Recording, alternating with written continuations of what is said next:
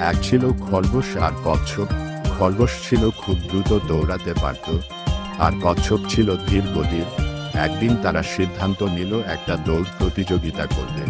খরগোশ খুব আত্মবিশ্বাসী হয়ে বলল, আমি তো কত দ্রুত দৌড়াতে পারি, তুমি আমাকে হারাতে পারবে না।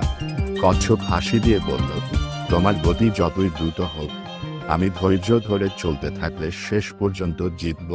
প্রতিযোগিতা শুরু হলো।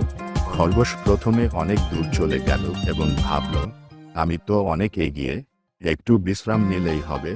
সে এক জায়গায় গিয়ে ঘুমিয়ে পড়ল। কচ্ছপ তার ধীর গতিতে চলতে থাকল, থামল না। কিছু সময় পর খরগোশ ঘুম থেকে উঠে দেখে কচ্ছপ অনেক দূর এগিয়ে গেছে। সে দ্রুত দৌড়ানোর চেষ্টা করল, কিন্তু শেষ পর্যন্ত কচ্ছপই দৌড় প্রতিযোগিতা জিতে গেল।